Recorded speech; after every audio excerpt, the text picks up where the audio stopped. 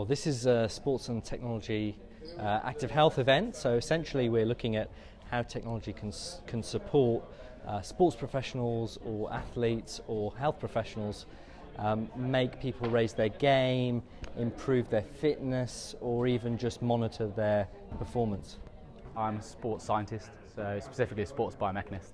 What that means is we look at how people move and the causes behind their movement to find an optimal balance between performance, how we can make performance better but without risking injury, and then on the other side of that of how we can avoid injury to enable people to continue with their performance.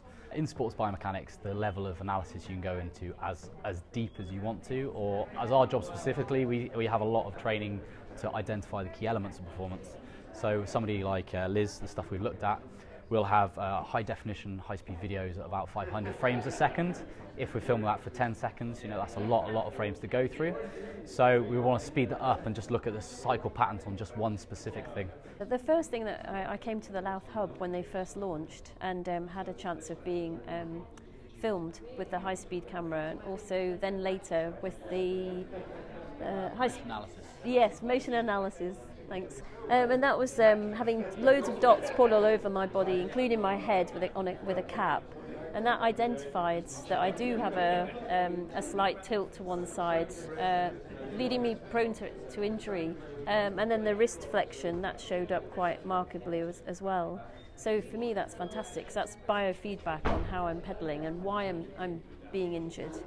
I found that when I'm pushing hard and fast, I'm losing power because I'm sliding forward in the seat. So the idea of having a moulded seat that fits me exactly and braces me in the bicycle, allowing me to transfer all my power into the cranks and into propelling the bike forward, is going to be fantastic. I can't wait to try that. So this is Rex Bionics. This is actually the only hands-free exoskeleton on the market at the moment. This is used for any kind of neurological condition where you have a mobility impairment.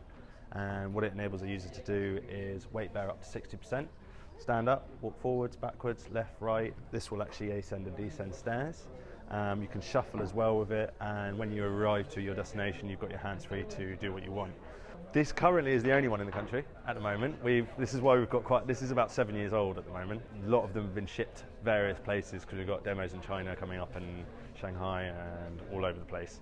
So at the moment this is the only one, but we've got a few demo models. There's 13 in global terms, privately owned, and there's a few centres which are taking them on, like PhysioFunction, where people can go and access them in the community.